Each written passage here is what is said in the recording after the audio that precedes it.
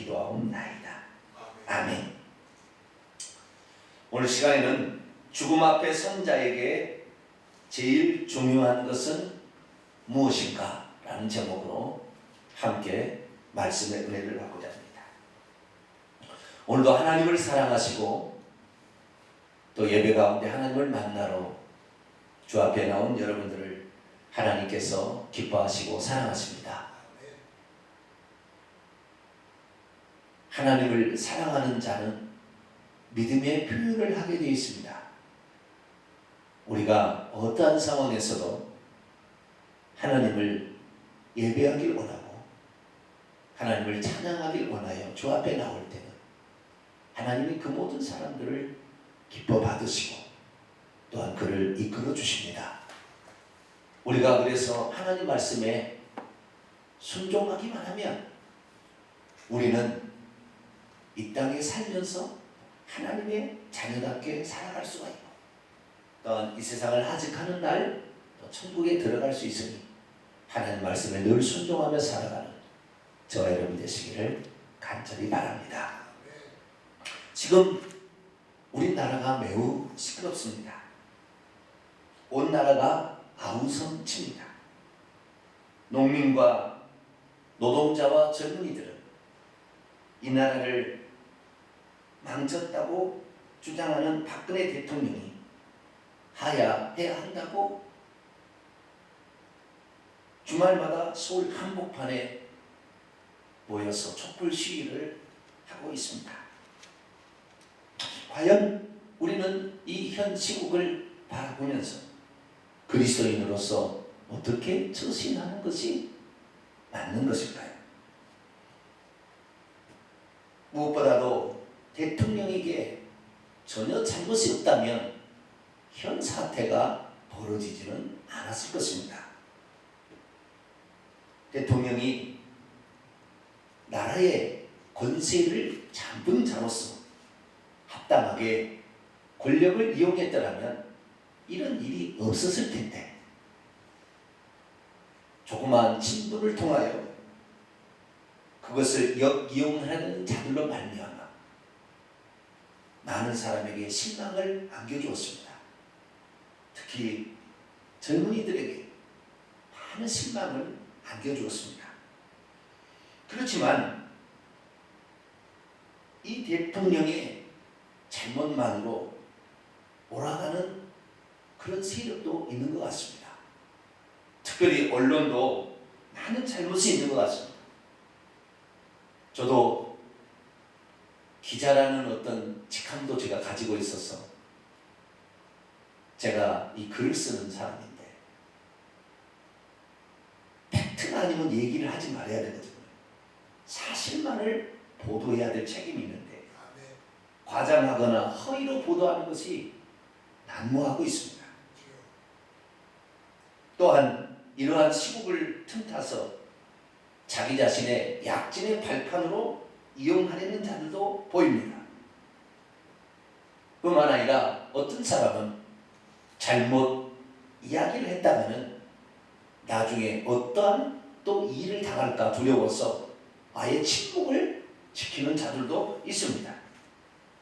또 어떤 이는 아니야, 내가 광화문에 나가서 촛불이라도 들지 않으면 역사의 죄를 짓는 거야 라고 하면서 자녀들까지 데리고 가서 촛불 시위에 가담하는 자들도 있습니다.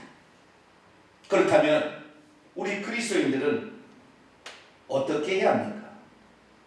어떤 그리스도인은 이렇게 말합니다. 불의한 나라의 지도자를 보고 침묵을 지키는 것은 범법 행위와 같다. 그렇게 말하는 사람도 있습니다. 반면에 어떤 그리스도인은 모든 권세는 하나님으로부터 나지 않음이 없으니 대통령이 했던 행동은 밉지만 나라의 기강을 흔드는 일에 부하 내동해서는 안 된다. 이렇게 말하는 사람도 있습니다.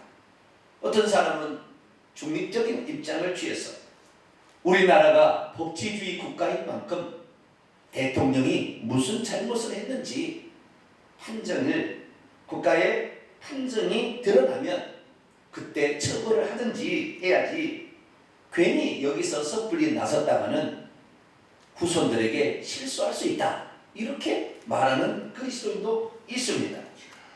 또 어떤 그리스도인들은 나라와 민족과 대통령을 위해서 기도하자. 또 이렇게 말하는 사람도 있습니다. 그렇다면 우리 그리스도인들은 어떻게 해야 할까요?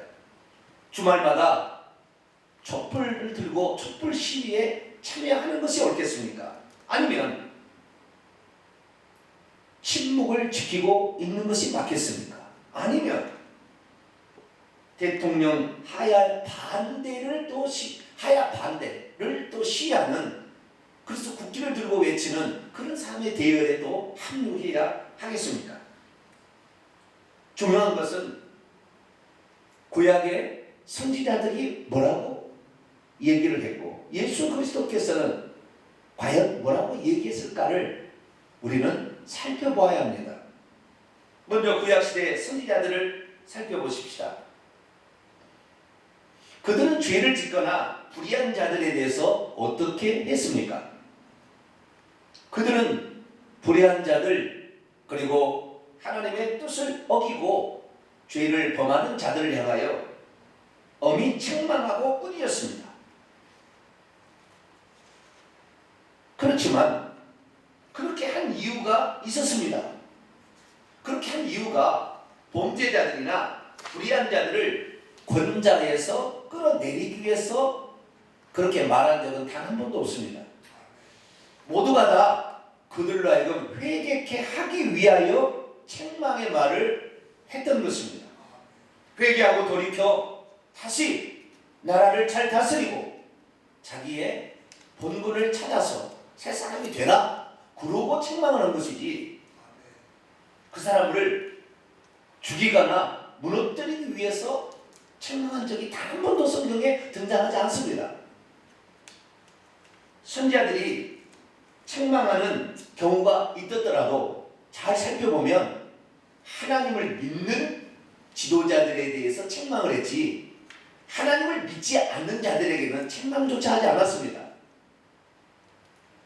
다시 말해서 다니엘이 선지자였지만 우상 신상을 만들어서 숭배케 한 느부갓네살을 책망하거나 그런 적이 없습니다.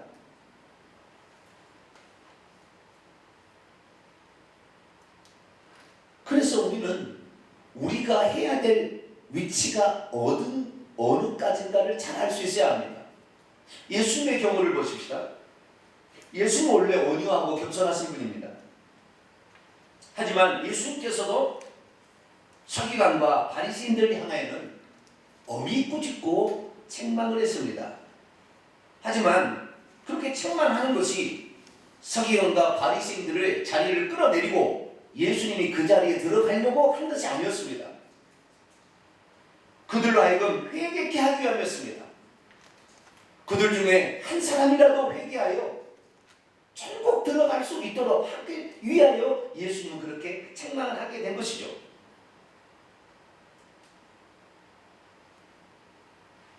그리고 국가에 대해서는 국민으로서의 의무를 다하고 하나님의 백성으로서는 하나님의 백성으로서 의무를 다하라, 그렇게 말씀하셨습니다.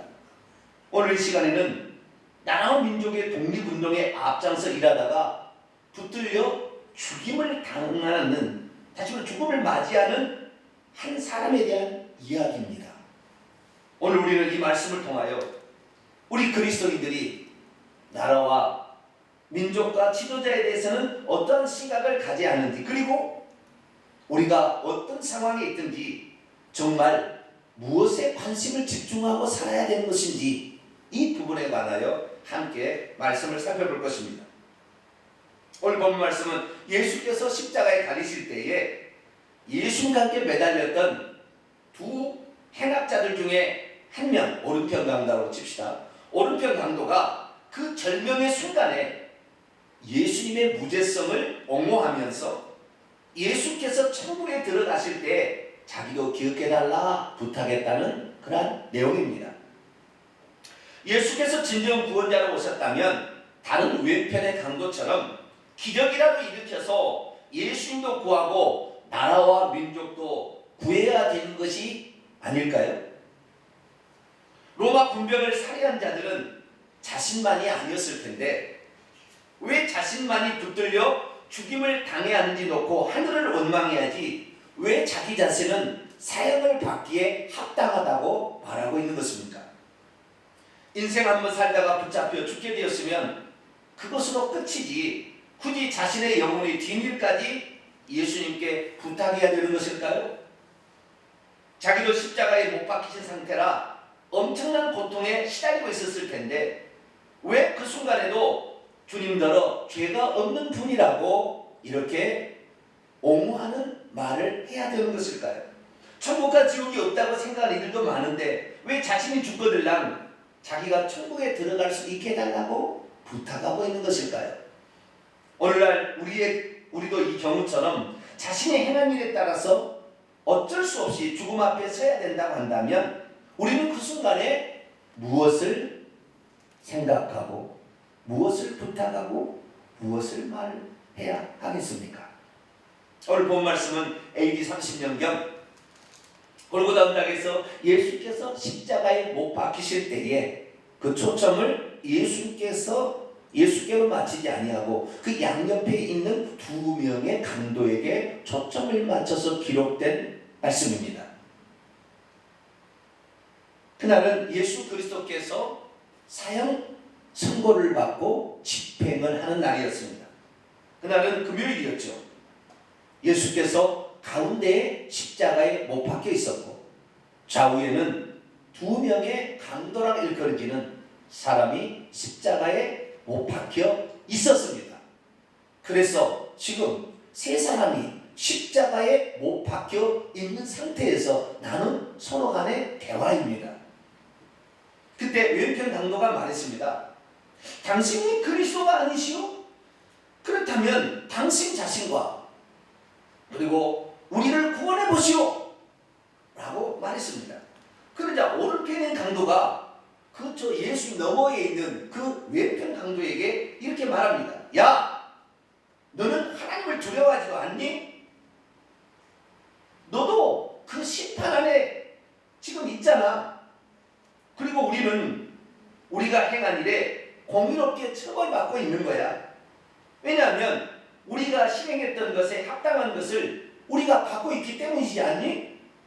그러나 이분은 어떠한 부당한 일도 행하지 않았어. 이렇게 말했습니다. 그리고 이번에는 가운데에 계신 예수님을 향하여 오른편의 강도가 고개를 왼쪽으로 돌려 또 말합니다. 예수님, 당신께서 당신의 왕국으로 들어가실 때 저를 좀 기억해 주십시오. 어쩌다 나라와 민족을 위해 일하다가 붙들려 온 것만 해도 좀 억울한 일인데 자기도 십자가에 못 박혀 매우 고통스러운 형편인데 왜 오른편 강도는 자신의 처벌은 합당하다 이렇게 말하고 있고 억울하다 말하지 않고 그 와중에 예수님에 대해서 비아냥거리는 왼편의 강도를 책망하면서 예수님의 무죄성을 변호하면서 보이지 않는 천국에 대해서 예수님께 자신의 영혼을 부탁하고 있는 것일까요? 믿음이 없으면 오른편 강도가 참 정신없는 놈이라구나 하고 착각할 수 있습니다. 믿음이 없으면 죽는 순간에 무슨 천국 얘기하면서 고통이나 감해달라고 기도나 할 것이지 라고 생각하기 쉽습니다. 믿음이 없으면 아무 쓸데없는 짓만 하고 있다고 그렇게 조소할 수가 있습니다. 그럼에도 불구하고 오른편 강도는 믿음으로 자신의 죄를 시인하고 예수님의 죽음은 부당한 것이라는 사실을 증언하며 예수님이 늘 말씀하시던 천국으로 자신도 들어가게 해달라고 요청하고 있습니다. 그러나 다른 한편은 체념한 채 예수님을 향하여 조소 섞인 말을 하고 있습니다. 죽음을 눈앞에 둔 두 명의 강도. 대체 이 둘은 어떤 사람이었을까요? 먼저 이 둘의 공통점을 한번 살펴보도록 하겠습니다. 이 둘은 오늘 본문에 행악자라고 그렇게 등장하고 있습니다. 행악자. 그런데 마태복음과 마가복음에 나와 있는 평행 본문을 살펴보면 이 두 사람은 강도였다. 강도가 그 십자가에 못 박혔다. 이렇게 나오고 있습니다. 강도라는 것은 헬라어로 레스테스라는 단어입니다. 폭력을 이용하여 약탈을 자행했거나 살인을 저지른 자를 가리켜서 레스테스라고 이렇게 얘기를 합니다. 유대 역사가 요세푸스에 의하면 이 레스테스는 로마 통치에 대항하여 싸우는 열심당원, 열혈당원, 영어로는 젤로진이라고 가리키는 데 쓰였다고 말합니다. 이런 점에서 볼 때 이들은 단순한 그런 강도가 아닙니다.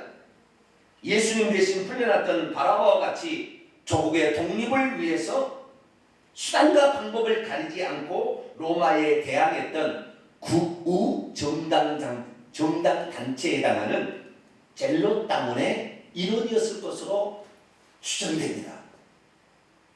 그러나 누가복음에서는 이 사람에 대해서 행악자 카쿠르고스라고 이렇게 얘기하고 있습니다. 범법자란 말이죠. 다시 말해서 이 사람은 법적으로 분명한 주인이라고 판정을 받은 사람이다 라고 나와 있는 것입니다. 이들은 극악무도한 범죄를 저질렀기에 악을 행하는 자이기에 로마에서 사람에게 사형을 줄 때도 극악무도한 자에게는 뻔뽀기로 죽이는데 이 뻔뽀기로 죽이는 처벌 방법이 모든 사람이 지켜보는 가운데서 옷을 다 뺏기고 십자가에 못 박아 천천히 죽어가도록 고통스러운 그 장면으로 이렇게 죽게 하는 것을 뻔뽀기로 보입니다. 그렇기 때문에 누구든지 사형 언도를 할 때 이렇게 하지 않습니다. 이것은 뻔뽀기라는 것입니다. 다시 말해서 로마에 이렇게 대항하는 자를 우리는 가만두지 않겠다라고 그런 처형 방법을 쓰고 있는 것입니다. 그런데 십자가상에서 이 둘은 자기 자신과 예수님과 천국에 대하여 전혀 다른 생각을 가지고 있었다는 것입니다. 먼저 왼편 강도를 보시겠습니다. 이 왼편 강도는 자기가 한 일에 대해서 잘못했다 이렇게 생각하지 않고 있습니다. 내가 국가와 민족을 위해서 귀중한 일을 했는데 어쩌다가 붙잡혀와서 여기서 죽게 됐으니 좀 안타깝다 뭐 그런 생각을 하고 있는 사람입니다. 그러면서 그는 예수님에 대해서 조소 섞인 말을 함으로써 자기가 국가와 민족을 다시 말해서 이스라엘 나라와 이스라엘 백성들을 구출하는 구원에 내리는 일에 자기는 어느 정도 일을 해왔지만 예수 당신과 같은 방법으로는 안 돼. 네가 진짜 그리스도라면 네가 진짜 메시아라면 지금이라도 한번 보여봐. 이렇게 지금 얘기를 하고 있는 것입니다. 그는 예수님을 결코 메시아로 믿지 않았습니다. 그리고 예수님이 하던 방법으로는 이스라엘 민족을 로마로부터 구원할 수 없다고 이렇게 생각하고 있었습니다. 그렇게 그는 자기가 행한 일은 합당하다고 판단하고 있었기 때문에 어쩌다가 붙들려와서 죽는 것은 억울하지만 그러나 자기 한 일에 대해서는 후회하지 아니하고 그 순간까지 자기의 일은 떳떳하다고 이렇게 말하고 있는 것입니다. 그러나 다른 오른편의 강도는 그와는 전혀 다른 생각을 품고 있었습니다. 그는 첫째로 자신의 죽음은 자신이 저지른 죄값에 대한 당연한 처벌이다 라고 생각하고 있었습니다. 다시 말해서 자기가 국가와 민족의 독립을 위해서 애썼지만 함부로 사람을 죽이고 방어하고 그리고 약탈을 자행한 것은 분명하게 잘못된 것이다 라고 시인하고 있다는 것입니다. 그는 유대인들이었기 때문에 기본적으로 항상 십계명을 암송하고 살아갑니다. 그래서 그들은 두 가지 계명을 어긴 것입니다. 도둑질하지 말라, 8계명을 정면으로 위반한 것이고 살인하지 말라 6계명을 정면으로 어긴 것입니다. 율법에 의하더라도 도둑질하거나 살인하는 자는 사형에 해당합니다. 그것이 로마 사람을 죽이든 유대인을 죽이든 상관이 없습니다. 그래서 그가 한 일에 대해서 이 왼편의 강도는 떳떳하다. 우리는 독립운동을 하다가 이런 일이 있으니 떳떳하다. 이런 입장이란다면 이 오른편의 강도는 독립을 위해서 일한 거지만 사람을 죽인 거에 대해서는 이것은 잘못되었다. 우리는 그런 처벌을 받아야 된다. 나는 그런 처벌을 받아야 된다. 그런 생각을 가지고 있는, 다시 말해서 자기가 지은 죄값으로 지금 죽는 것은 당연하다고 생각하고 있는 것입니다. 그는 자신이 죄인이라는 사실을 분명하게 그 순간에 시인하고 있었다는 거죠. 두 번째는 그는 예수님의 죽음에 대해서 매우 부당한 처사라고 말하고 있습니다. 예수께서는 여기서 사형을 당할 만한 이 일을 행하지 않았다고 말하고 있습니다. 우리는 사형에 해당하는 죄를 지었기 때문에 당연히 죽어도 합당한 거지만 이분은 왼쪽에 있는 이분은 그렇지 않다라고 주장하는 것입니다. 예수님이 하신 일을 아마 지켜보았기 때문에 이런 일을 하지 않을까 추정할 수가 있습니다. 세 번째는 그는 한 걸음 더 나아가 예수님이 하신 말씀을 믿고 있었습니다. 예수님께서 살아계실 때에 하셨던 말씀을 그는 잘 알고 있었습니다. 그리고 그대로 믿고 있었습니다. 그 예수 그리스도의 가르침 핵심은 무엇입니까? 그것은 천국입니다. 회개하는 자는 천국에 들어간다는 사실을 이 친구는 알고 믿고 있었던 거죠. 그래서 예수님께서 이제 그 천국에 들어가실 텐데 그 천국에 들어가실 때 나를 좀 기억해서 나는 이 처벌을 받기에 합당한 죄인이지만 그런 긍휼을 베풀어 주셔서 당신의 왕국에 들어갈 때에 나를 좀 기억해 주십시오. 불쌍히 여겨 주십시오. 라고 예수님에게 부탁하고 있습니다. 믿음이란 무엇입니까? 로마의 십자가형에 자기 자신을 맡기는 것이 아니라 자기의 영혼을 예수님께 맡기는 것입니다. 믿음이란 죽음 후에도 천국과 지옥이 있다는 것을 믿고 받아들이는 것입니다. 믿음이란 예수께서 이 세상에서 외친 핵심이 바로 천국이요. 이 천국은 회개하는 자가 들어간다는 사실을 믿는 것입니다.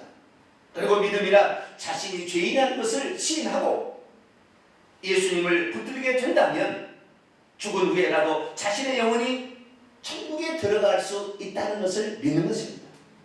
그렇다면 이 오른편 강도는 어떻게 이러한 사실을 알게 되었을까요? 그것은 한마디로 그의 중요한 관심사가 죄와, 그러니까 회개죠. 죄에 대한 회개. 회개와 예수님과 천국이었기 때문입니다. 그것은 비록 그가 열혈당원으로서 독립운동을 하며 사는 존재였지만 죽은 다음에 받게 될 심판과 죽은 다음에 들어갈 사후세계와 예수님이 그의 인생의 주된 관심사였음을 말해주고 있습니다. 그래서 그는 아마도 자신이 주어진 일을 행하다가도 틈틈이 예수님이 누군지에 대해서 살펴보았을 것입니다. 왜냐하면 예수께서는 자기들이 행하는 방식으로 민족과 개인을 구원하려고 하지 않았기 때문입니다. 자기들은 약탈과 살인을 통해서, 방화를 통해서 나라와 민족을 구할 수 있다고 생각했지만 예수님은 약탈과 살인과 방화를 통해서 민족과 나라와 개인을 구원하는 것이 아니라 자기 자신이 죽어 희생함으로 말미암아 다른 사람을 살리려 했기 때문입니다. 방식이 좀 반대였습니다.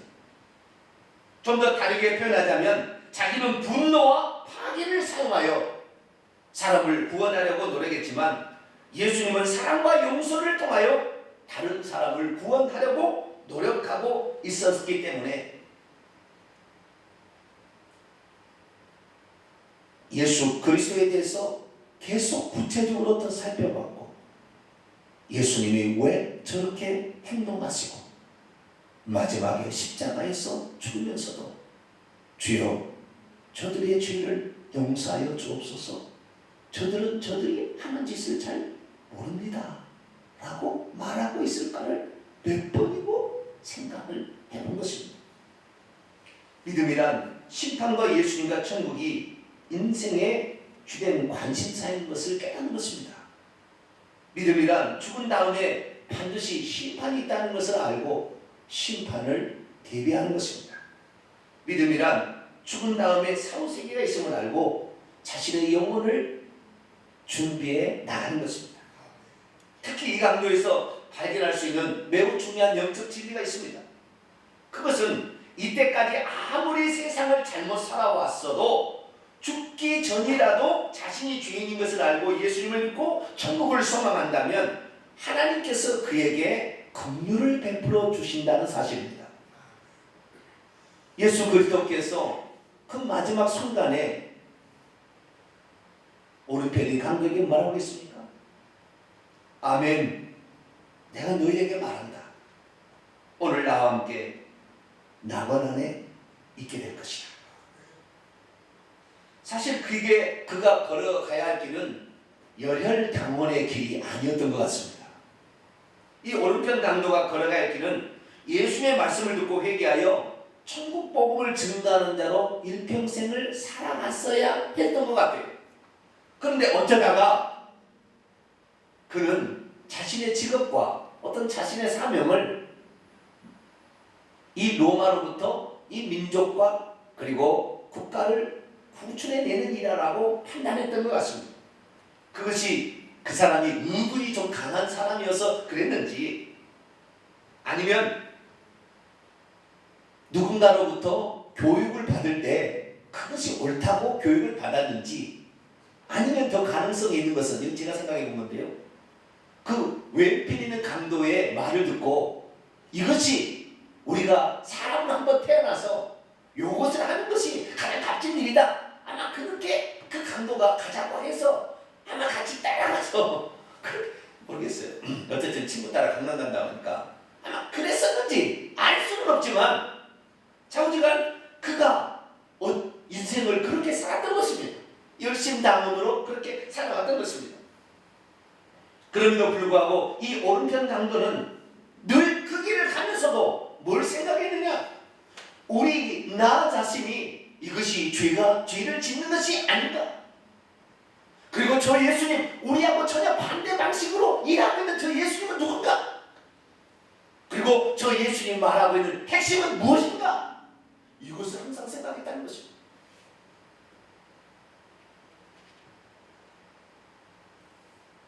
왜 왼편 강도에게는 죽기 전에 회개하고 천국에 들어갈 기회가 주어지지 않은 것일까요?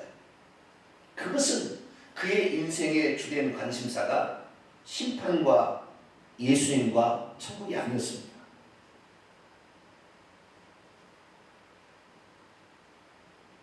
그의 주된 관심사는 어떻게 하면 파괴할까? 어떻게 하면 로마에 해를 끼칠까? 파괴와 약탈과 해를 입히는데 항상 관심이 있었습니다. 그러나 조금만 들어가 보십시오. 파괴하고 죽이고 정죄하고 하는 일은 다 마귀가 하는 일입니다.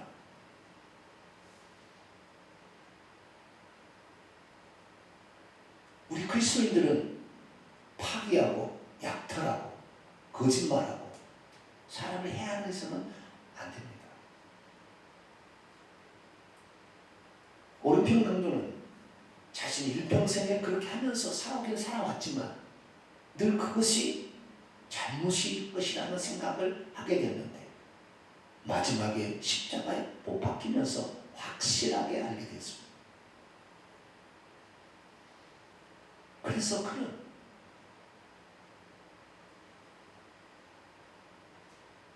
그때라도 이제라도 내가 회개해서 내가 일평생 잘못 걸어온 것을 여기서 정리해야 되겠다, 이렇게 생각하고 그 십자가에 못 박혀 힘든 여정 속에서 오히려 반대편에 강도를 나무라 예수님을 이분이 하는 방식이 옳다고, 이분이 하신 말씀이 진리라, 그렇게 얘기할 수 있었던 것입니다. 오늘날 우리들의 주요 관심사는 과연 무엇입니까? 성공입니까? 연애하는 것입니까? 부자 되는 것입니까? 취미생활을 즐기는 것입니까? 아니면 건강을 지키는 것입니까? 아니면 나라와 민족을 위기에서 구출해내는 것입니까? 우리는 우리가 어떤 일을 행하든지 우리의 주된 관심사를 이 오른편의 강도처럼 죄를 통한 회개와 예수님과 그리고 천국에 두어야 할 줄로 믿습니다. 우리가 학생의 신분입니까? 아니면 주부의 신분입니까? 아니면 정치가의 신분입니까? 아무리 어떤 신분을 가졌다 할지라도 우리의 주된 관심사는 오른편의 강도처럼 회개와 예수님과 천국을 항상 생각할 수 있어야 합니다. 그런 자에게 하나님께서는 회개할 기회를 주신 것이지, 그런데 관심이 없고 오직 자신이 생각하는 것에만 집중해 있다면 우리는 죽어가는 그 순간에도 회개치 못하고 결국에 지옥에 떨어지고 말 것입니다. 믿음이란 자신의 주된 관심사가 회개와 예수님과 천국이어야 한다는 것을 아는 것입니다. 믿음이란 이 세상에서 어떤 직업을 갖고 살아가든지 항상 심판과 예수님과 천국에 대해서 관심을 가져야 하는 것입니다. 믿음이란 특히 죽음의 직전에는 반드시 이 세 가지 것에 더욱 주의해야 한다는 것입니다. 믿음이란 자신의 육신을 위해서 살아가는 것이 비록 이 세상일지라도 죽은 다음에 자신의 영혼이 들어갈 처소에 대해서 관심을 갖는 것입니다. 믿음이란 혹시 인생을 잘못 살아왔어도 마지막 순간에서는 자신이 죄인이라는 것을 회개하고 예수님을 붙드는 것입니다. 믿음이란 인생을 혹시 잘못 살아왔어도 회개하면 천국에 들어간다는 사실을 알고 마지막으로 주어지는 기회를 결코 놓치지 않는 것입니다. 비록 죽는 날까지 국가와 민족을 위해서 이 두 사람은 살아왔습니다. 그러나 그 마지막 순간에 한편의 강도는 자신의 인생을 돌아보며 이것이 옳지 않았다 분명하게 얘기했고, 그리고 예수 그리스도에 대한 그분의 부당성을, 죽음의 부당성을 얘기했고, 그리고 그분의 하는 말씀을 따라서 천국을 사모하는 믿음을 보였습니다. 어떻게 되었습니까? 그날 저녁에 그 오른편 강도는 예수님과 함께 천국에 들어가게 되었습니다. 그래서 믿음이란 내 고집대로 행하는 것이 아니라 예수님과 함께 있기 원하여 그분의 뜻을 따라가는 것입니다. 믿음이란 무슨 죄를 지었더라도 회개하고 예수님을 붙들어 천국에 들어가는 것입니다. 우리도 그렇습니다. 비록 세상에서 못난 직업을 가지고 있고, 혹시 돈을 많이 벌지 못했고, 혹시 몸의 질병을 가지고 있다 할지라도 우리의 주된 관심사는 회개와 예수님과 천국이 되어야 될 줄로 믿습니다. 이 세상은 결코 넉넉하지 않습니다. 돈을 막 가져다가 우리에게 주지 않습니다. 어떤 직업을 하든 어떤 일을 하든 이 세상은 결코 녹록지 않습니다. 그러나 우리가 이 세상을 살아가는 동안 항상 관심사를 어디에 두어야 될 것인가? 이것을 분명하게 가지고 있던 사람이 마지막에 회개를 하고 천국에 들어갔다는 것입니다. 아무런 관심이 없이 지옥에 뚝 떨어졌어. 기독교인들이 하는 말이 진짜였네. 예수님이 진짜 있었던 모양이네. 왜 나는 세상에 살면서 그렇게 많은 책을 봤으나 단 한 번도 성경책을 보지 아니하고 기독교인들의 말에 주의를 기울이지 않았을까? 그렇게 생각할 수가 있는 것입니다. 우리는 꼭 기억해야 합니다. 우리가 어떤 인생을 살아가든 우리는 내가 죄인인 것을 신뢰합니다. 그리고 예수님이 의로우신 분이고 그분은 죄가 없이 우리를 구원하러 오셨다는 것을 믿어야 합니다. 그리고 그분이 말하는 말씀이 진리라는 것을 받아들여야 합니다. 그렇게 될 때 우리는 우리의 인생에 제 인생 2막이 새롭게 펼쳐질 수 있게 되는 것입니다. 그러면 어떻게 해야 우리의 주된 관심사를 회개와 예수님과 천국으로 돌릴 수 있을까요?